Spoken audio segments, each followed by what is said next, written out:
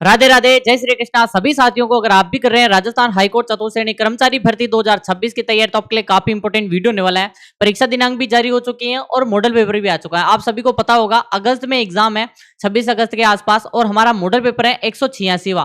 ठीक है, और इसमें प्रश्नों की संख्या होगी आपको 85 प्रश्न मिलेंगे। मोस्ट इंपोर्टेंट प्रश्न है जिसमें जीके, हिंदी और आपकी यहाँ पर इंग्लिश के प्रश्न करवाए जाएंगे। ठीक है, इंग्लिश के प्रश्न करवाए जाएंगे और इनमें से आपको 50 प्लस का स्कोर बनाना है। बिल्कुल आपको एक एक प्रश्न को गिनते जाना है। पहला प्रश्न क्या कह रहा है कि बछाउतों की हवेली, रामपुरिया हवेली, गुलेचा और सेठियों की हवेली ये कहाँ स्थित है? क्या ये जैसलमेर में स्थित है, सीकर में स्थित है, जोधपुर में स्थित है या फिर बीकानेर में? आपको पता ही होगा, रामपुरिया हवेली से आप पहचान जाएंगे कि सर ये तो बीकानेर में है, सर हमें पता है ये तो बीकानेर। तो आपका आंसर क्या हो जाएगा? D option.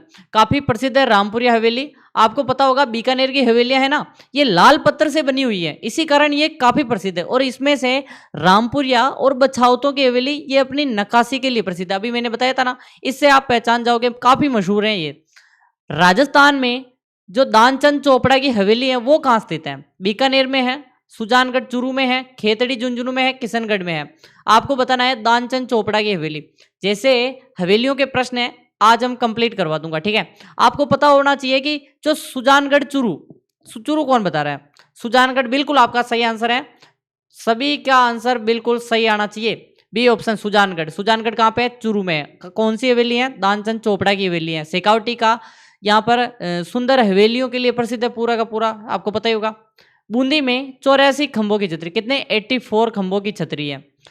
छतरी का निर्माण किसने करवाया था? राव अनिरुद्ध सिंह ने, राव शत्रुसाल ने, राव बुद्ध सिंह ने, राव विष्णु सिंह ने। आपको कमेंट करना है कि जो बूंदी में जो 84 खंभों की छतरी है उसका निर्माण किसने करवाया और किस किस स्मृति में है। एक आपकी अलवर में 80 खंभों की है। ठीक है, 80 खंभों की अलवर में मूसी महारानी की छतरी है, राव अनिरुद्ध सिंह ने करवाया, सॉरी राव विनय सिंह ने करवाया। ठीक है, विनय सिंह जी ने करवाया था, मूसी महारानी की छतरी है। और अलवर में है धाबाई देवा की छतरी, किसकी है? धाबाई देवा की छतरी। और राव अनिरुद्ध सिंह ने यहाँ पर निर्माण करवाया था। आपका आंसर ए हो जाएगा। ठीक है, बिल्कुल आप सभी का 1683 ईस्वी, अगर आप सन याद कर रखना चाहो तो अच्छी बात है, नहीं तो और अच्छी बात है। धाबाई देवा की स्मृति में ये तो याद रख लेना।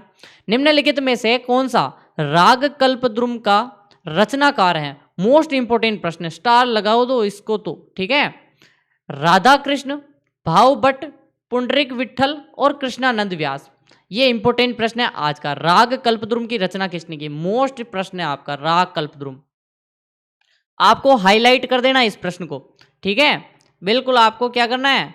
हाईलाइट कर देना है इसको।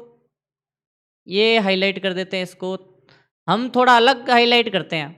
ठीक है, आप सभी येलो से करते हैं लेकिन हमारे यहाँ पर ब्लैक से करते हैं, क्योंकि ये जो काली परछाई है ना, यही प्रश्न छपेगा और वो हमारी काली रात होगी। ठीक है, इसीलिए हम इसको काले बॉक्स में भरते हैं हमेशा। राग कल्पद्रुम, बिल्कुल आप सभी का आंसर आना चाहिए। ठीक है, राग कल्पद्रुम किसकी रचना है? राधा कृष्ण कौन बता रहा है? राधा कृष्ण किसने बताया? कृष्णानंद व्यास होगा आपका डी। ठीक है, आपको एक जैसे कि कल्पद्रुम से कृष्णा व्यास कर दो। ठीक है, कल्पद्रुम से कृष्णा व्यास, ऐसे याद रख सकते हो। बिल्कुल, कृष्णानंद व्यास जिन्होंने राग कल्पद्रुम की रचना की थी, संगीत ग्रंथ, एक संगीत। निम्नलिखित में से कौन सा ग्रंथ कुंभा द्वारा रचित नहीं है? संगीत राज, संगीत मीमांसा, संगीत स्वप्न और सूंड प्रबंध। प्रश्न क्या है? प्रश्न है कि ग्रंथ है जिसकी रचना कुंभा ने नहीं की है। इंपॉर्टेंट है। अब येलो करेंगे, बिल्कुल इसको येलो कर दो, बिल्कुल येलो में आप इसको भर दो। येलो में नहीं भरा जाएगा। व्हाइट को किस में भर सकते हैं? ये कलर, ये भी इसको थोड़ा ब्लर कर रहा है, कोई बात नहीं। ठीक है, बिल्कुल इससे आपको थोड़ा सा पढ़ने में क्या होगी? आसानी होगी कि कुंभा द्वारा रचित नहीं है। कौन सा नहीं है? संगीत राज, संगीत मीमांसा, संगीत स्वप्न और सूंड प्रबंध। तो सूंड प्रबंध तो है सर, संगीत स्वप्न कोई भी नहीं है। ऐसा ग्रंथ नहीं है, कुंभा ने नहीं लिखा। ठीक है, संगीत स्वप्न नहीं लिखा। कौन कौन से ग्रंथ है? संगीत राज, संगीत मीमांसा, सूंड प्रबंध, चंडी शतक टीका, ठीक है, सुधा प्रबंध किसने लिखी? अभी बात की थी, सुधा प्रबंध भी कुंभा ने लिखी थी, ठीक है। नृत्य रूप जो केवल पुरुषों द्वारा किया जाता है, शंकरिया, लुम्बर, कींदड़ और चरकुला। आप सभी को बताइए होगा, चरकुला तो महिलाएं करेगी। महिलाएं कैसे करेगी? भरतपुर अलवर साइड में क्या होता है कि एक आपकी साइकिल होती ना, साइकिल, साइकिल का जो पहिया होता है या फिर बैलगाड़ी का जो बड़ा वाला पहिया होता है, उस पर दीपक रखते हैं। दीपक रख के क्या किया जाता है? दीपक रख के साइकिल के दीपक रखकर क्या किया जाता है? उसको घुमाते हैं और नृत्य करती है। तो महिलाओं का है ये। तो कींदड़, कींदड़ पुरुषों का है या नहीं है? बताओ। बिल्कुल पुरुष करेंगे, सिर्फ पुरुष। संक्रिया तो दोनों का है, ठीक है, संक्रिया युगल है, पुरुष महिलाएं दोनों करती है। निम्नलिखित में से कौन से लोक नृत्य में किसी वाद्य यंत्र का प्रयोग ही नहीं होता है? मोस्ट इंपॉर्टेंट लाइन है। कौन सा है जिसमें क्या होता है कि वाद्य यंत्र बताना है जिसमें प्रयोग नहीं होता, ठीक है, ऐसा नृत्य बताना है, वाद्य यंत्र का प्रयोग नहीं होता। पहला ऑप्शन क्या कह रहा है? पहला कह रहा है कि आपकी गौरी, दूसरा है बम, तीसरा है अग्नि नृत्य, चौथा है वालर नृत्य। आपको बताना है कौन सा सही है, ठीक है। गौरी नृत्य है, बम नृत्य है, अग्नि नृत्य है या वालर नृत्य। बिना वाद्य यंत्र के किया जाने वाला है वालर। मोस्ट इंपोर्टेंट प्रश्न है, डी ऑप्शन लगा लो टिक, बिल्कुल। फिर प्रश्न आप देख लो, बिना वाद्य यंत्र के धीमी गति से करते हैं वालर। वालर है वो किस जनजाति का नृत्य है? सांसी जनजाति का है, भीलों का है, ग्रासियाओं का है, चारणों का। मोस्ट इंपोर्टेंट लाइन क्या है कि जो वालर नृत्य है ना, ये किस यहाँ पर खालिस्तान का प्रसिद्ध है, किस जनजाति का है? ये है ग्रासिया। वालर, मांदल, लूर, कूच, ज्वारा, मोरिया, घोर। बिल्कुल आपका सही पकड़ा आपने। ग्रासियाओं की घूमर बोलते हैं इसको, वालर नृत्य को। लोक देवता तेजाजी महाराज का पवित्र स्थान है, वो है बासी दुगारी। कौन सा स्थान है? बासी दुगारी। वो कहाँ स्थित है? बताओ कहाँ है? बताओ बताओ बताओ, बासी दुगारी स्थान कहाँ है? क्या ये नागौर में है? क्या ये बूंदी में है, जोधपुर में है या बांसवाड़ा में? इसको भी स्टार लगा दो, इंपॉर्टेंट है। अभी तक हमारे वीडियो को काफी लोगों ने लाइक ही नहीं किया, क्या कर रहे हो? आपको पता है आपकी एक वीडियो के लिए हमें 4 से 5 घंटे मेहनत करनी पड़ती है, तब जाके ये वीडियो आता है। इतना क्वालिटीफुल कंटेंट आपको कहीं नहीं मिलेगा। आप अभी वॉइस भी सुन रहे हो, बैकग्राउंड में कोई भी नॉइस नहीं है। इसके लिए कितने ही प्रयास किए जाते हैं, आपको पता नहीं होगा कि इसके पीछे पूरी टीम लगी हुई है। और पीपीटी तैयार करने में बहुत मेहनत लगती है, बहुत ज़्यादा। एक लाइक, सिर्फ आपसे एक लाइक मांग रहा हूँ। और सब्सक्राइब जिसने भी नहीं किया ना, डेली क्लास आती है, सुबह आती है, ठीक है, सब्सक्राइब कर दो। नीचे रेड वाला बटन है, तोड़ो मरोड़ो फोड़ो कुछ भी करो, सब्सक्राइब हो जाना चाहिए। और आपको पता ही होगा डेली सुबह 7:15 पर क्लास आ जाती है, ठीक है। Non stop academy YouTube channel आपका है, बिल्कुल प्यार और सपोर्ट बनाए रखें। बासी दुगारी बूंदी में है और तेजाजी की कर्मस्थली है। नागौर के खरनाल में तो जन्म हुआ था। तेजाजी का जन्म कहाँ हुआ था? खरनाल, नागौर में। लेकिन हाड़ौती क्षेत्र में तेजाजी की बहुत मान्यता है। और जो जनजाति है सहरिया, सहरिया 12 जिले में निवास करती है। सहरिया जनजाति तो आराध्य मानती है तेजाजी को, बिल्कुल। सभी का आंसर बिल्कुल सही है। फिर आपका प्रश्न है नेजा, जम्मा और रिखिया, ये स्थानीय लोक देवता से संबंधित है। किस स्थानीय लोक देवता से संबंधित है? रामदेव जी से हैं, मल्लीनाथ जी से हैं, कल्ला जी से हैं, रूपनाथ जी से। आपको रूपनाथ जी को बालकनाथ भी बोलते हैं, कहाँ पे? उत्तराखंड साइड, ठीक है, बिल्कुल। और कल्ला जी राठौड़ 4 हाथों वाले लोक देवता।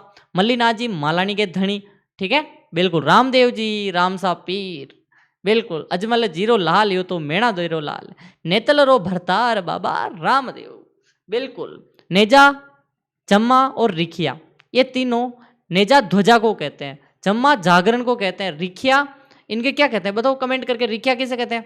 बिल्कुल, रिखिया कहते हैं मेघवाल भक्तों को। इनके भक्तों को क्या कहते हैं? रिखिया कहते हैं। रामदेव जी के नेजा ध्वजा, जम्मा रात्रि जागरण को कहते हैं। ब्याउले इनके भजन होते हैं ना, और जातरू पैदल यात्री आते हैं, उन्हें जातरू बोलते हैं। लोक देवता गोगा जी की जो समाधि है, गोगा मेड़ी राजस्थान में किस जिले में स्थित है? उदयपुर में, जैसलमेर में, भरतपुर में और हनुमानगढ़ में। मोस्ट इंपोर्टेंट प्रश्न है, आपको बताएगा हनुमानगढ़ में, गोगा मेड़ी, नोहर, हनुमानगढ़, बिल्कुल आपका सही आंसर हो जाएगा।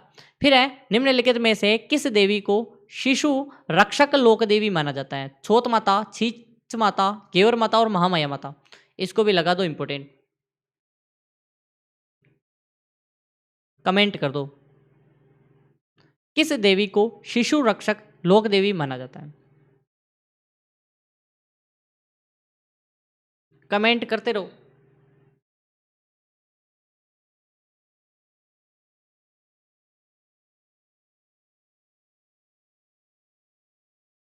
शिशु रक्षक देवी महामाया माता, ठीक है, डी ऑप्शन बिल्कुल आप सभी का सही है। महामाया माता माओली उदयपुर में मंदिर है, बच्चों की संरक्षिका और शिशु रक्षक देवी कहते हैं इन्हें। निम्नलिखित में से कौन राजस्थान के लोक देवी के रूप में पूज्य नहीं है? स्टार्ट हो चुका है। देखो थोड़ी प्रॉब्लम आ गई थी, टेक्निकल प्रॉब्लम है, हमारी टीम ने सोल्व कर दी है। बिल्कुल, निम्नलिखित में से कौन सा लोक देवी जो पूज्य नहीं है? बाण माता, शीतला माता, मीरा माता और भदाना माता। क्या है कि कभी कभी टेक्निकल इशू आ जाते हैं, ये टेक्निकल फॉल्ट होते हैं, जिसको हमारी टीम पूरी, यही तो कह रहा हूँ, एक क्वालिटीफुल कंटेंट देने के लिए हमारी टीम काफ़ी मेहनत करती है। आपके इस एक वीडियो के पीछे 5-6 घंटे की मेहनत होती है हमारी, ठीक है। एक लाइक तो बनता है बिल्कुल। मीरा माता कोई भी ऐसी माता नहीं है। मीरा बाई एक संत है। क्या है ये? एक संत है। मीरा बाई क्या है? एक संत है। कृष्ण को पति के रूप में भक्ति करती हैं और पति के रूप में पूजती हैं। एक कवियत्री भी है और लोक देवी की श्रेणी में इन्हें नहीं पूछा जाता है। निम्नलिखित में से किस माता का मंदिर जो कि जैसलमेर में स्थित नहीं है? हिंगलाज माता, भादरिया राय माता, लावणिया माता और लटियाला माता, ठीक है। बिल्कुल जैसलमेर में स्थित नहीं है। कौन सी माता? हिंगलाज माता। बिल्कुल गलत बता रहे हैं। देखो हिंगलाज माता आपको पता ही होगा, मेन तो कहाँ पे है? पाकिस्तान में चली गई, लेकिन एक छोटा सा मंदिर है जो कि जैसलमेर में है, हमारे पास भी है हिंगलाज माता। लेकिन लवणिया माता, ये लवणिया माता फलोदी में है और फलोदी जोधपुर में है, ठीक है। अब नया जिला बन चुका है तो भी फलोदी जिला अलग बन चुका है और पहले भी फलोदी जोधपुर में था, तो जैसलमेर से तो अलग ही है, ठीक है साहब। सारनेश्वर पशु मेला है वो आयोजित होता है, कहाँ आयोजित होता है? उदयपुर में होता है, जालोर में होता है, नागौर में होता है या फिर सिरोही में होता है? सारनेश्वर पशु मेला ये सिरोही में होता है। बिल्कुल आपका आंसर सिरोही, बिल्कुल डी। सारनेश्वर महादेव का सिरोही भाद्रपद शुक्ल एकादशी को द्वादशी को लगता है। रेबारी जाति इनका प्रमुख है। किसकी स्मृति में परबतसर का जो मेला है वो आयोजित होता है? मैंने क्या कहा जाता, आपको याद रखना है। पहले मैं बता देता हूँ, आप बताओ पहले। तेजा, गोगा जी, तेजा जी, रामदेव जी और जाम्बू जी। कभी कभी क्या है कि आंसर मुंह में निकल जाता है, मुंह से निकल जाता है, मुंह में रहता है। अभी मैंने क्या कहा था? डायरेक्ट मैंने तेजा जी बोल दिया, यानी राइट आंसर बोल दिया मैंने। तो देखो दो चीजें हैं, इनका एक तो जन्म हुआ था, एक इनकी जो यहाँ पर पशु मेला भरता है वो, ठीक है। तेजा जी पशु मेला पैसे पशु पैसे परबतसर में पड़ता है पशु मेला। जन्म हुआ था खरनाल में, खरनाल में धार्मिक मेला पड़ता है, याद रखें, खरनाल नागौर में, ठीक है। बासी तुकारी इनकी कर्मस्थली है।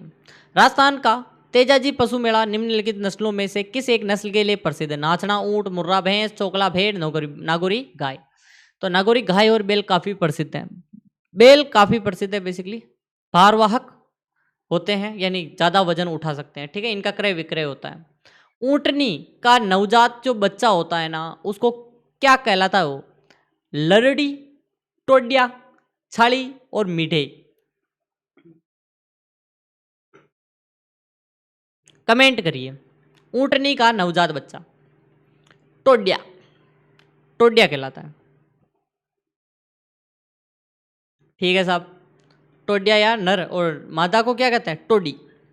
अकाल पड़ने पर चारा पानी खोज में मवेशियों को अन्य प्रदेश में ले जाने वाले व्यक्ति क्या कहलाता है?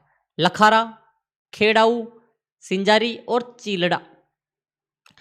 अकाल पड़ने पर चारा पानी की खोज में मवेशियों को अन्य प्रदेश में ले जाने वाले व्यक्ति, मवेशी किसे कहते हैं बताओ? जो मालवा क्षेत्र में जाते थे वहाँ पर चराते थे, जो ले जाने वाले ग्वाले होते थे ना, उनको खेड़ाऊ बोलते थे।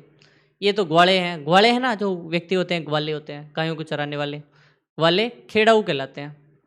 ऊंट के नाक में पहनाई जाने वाली लकड़ी की जो कील होती है उसको क्या कहते हैं? किरबाण, नकेल, तंग और जेरबंद। बताओ, इसको भी स्टार लगाओ। ऊंट के नाक में पहनाई जाने वाली लकड़ी की कील, किरबाण, बिल्कुल ए।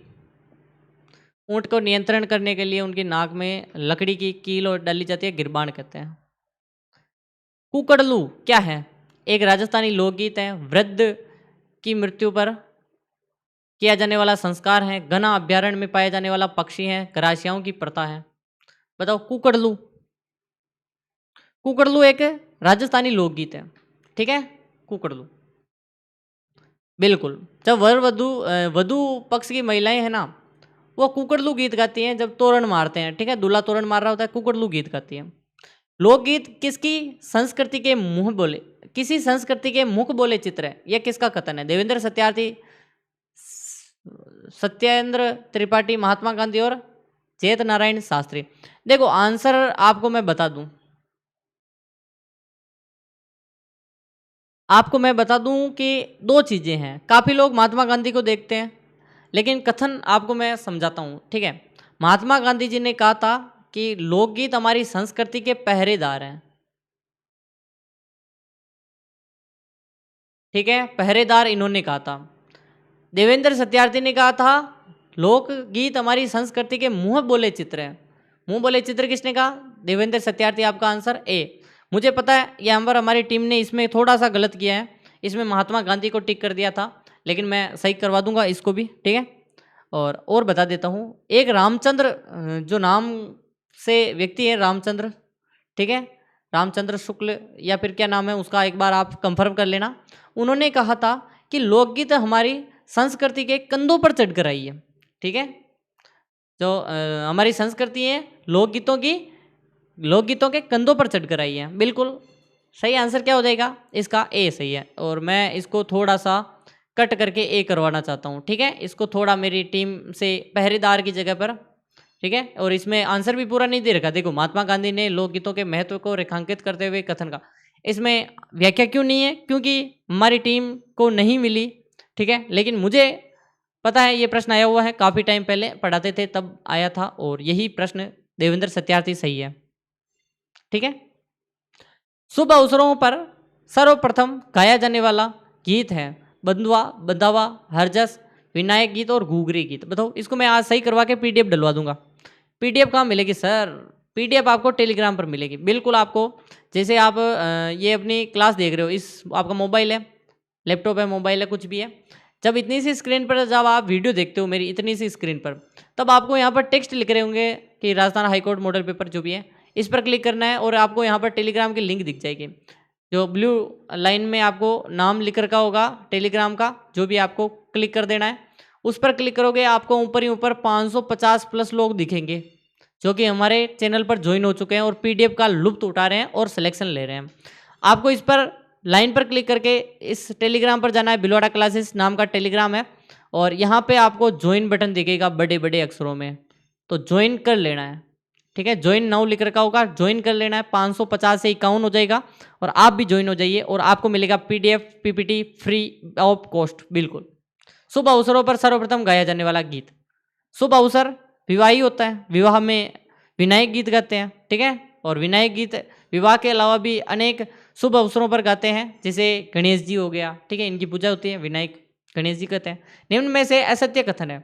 मोठड़े की पगड़ी विवाह के अवसर पर, लहरिया पगड़ी श्रावण के अवसर पर, मदिल पगड़ी रक्षाबंधन पर, कसुमल पगड़ी वर्षा ऋतु पे, और एक फूल पत्ती वाली होली के अवसर पर, ठीक है, वो सही है, ठीक है। तो इसमें से गलत कौन सा है? मोठड़े की पगड़ी विवाह पर, बिल्कुल राइट। लहरिया पगड़ी श्रावण में, लहरिया बिल्कुल सतरंगी लहरियो, ठीक है। मदिल पगड़ी रक्षाबंधन सबसे इंपॉर्टेंट प्रश्न है, ठीक है। इसको आप अगर याद कर लिया ना तो कहीं नहीं अटकोगे, मेरी गारंटी है, ठीक है, बिल्कुल कहीं नहीं अटकोगे, क्योंकि यहाँ पर मदिल पगड़ी रक्षाबंधन पर नहीं, दशहरे पर है। ये प्रश्न 3 बार आ चुका है। दशहरे पर कौन सी पगड़ी पहनी जाती है? मदिल पगड़ी।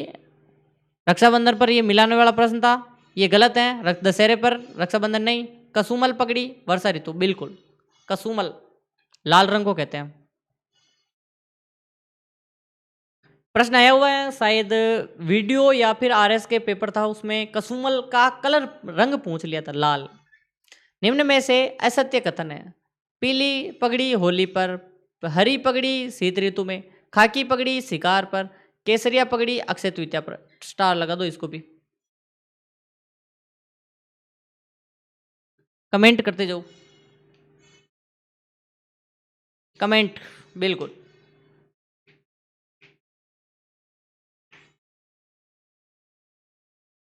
असत्य कथन, केसरिया पगड़ी पहन के अक्षय तृतीया पे शादी होती है, हाँ आका तीज नहीं। केसरिया पगड़ी पहनते हैं हम युद्ध में, युद्ध में, युद्ध में, कभी कभी दशहरे पर पहन लेते हैं, लेकिन युद्ध में केसरिया पगड़ी पहन के युद्ध करने जाते थे, ठीक है। अक्षय तृतीया विवाह होता है और उसमें मोठड़े की पगड़ी पहनते हैं, ठीक है, बिल्कुल।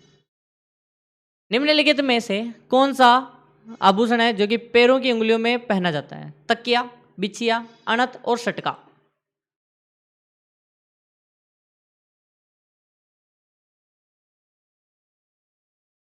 बिल्कुल,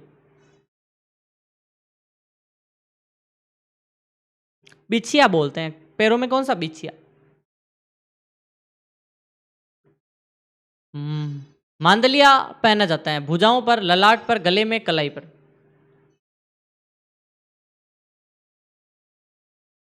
मांदलिया गले का है, ठीक है, मांदलिया गले का है। निम्न में से असुमलित युग्म है। कांटा नाक का, बल्ली नाक का, तकमा भुजा का, गोकरू गले का।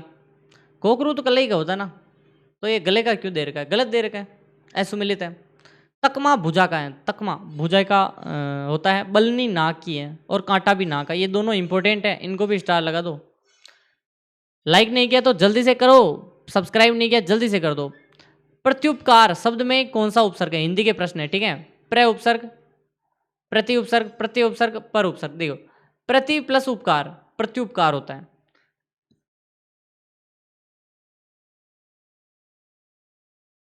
तो कौन सा हुआ इसमें? प्रति उपसर्ग हो गया, ठीक है। प्रति और उपकार मिलकर प्रत्युपकार बनता है। प्रत्युपकार, प्रति उपकार, प्रति उपसर्ग है इसमें। पीताम्बर में कौन सा समास है? अव्ययभाव, तत्पुरुष, बहुव्रीहि और द्वंद्व। अव्ययभाव में क्या होता है?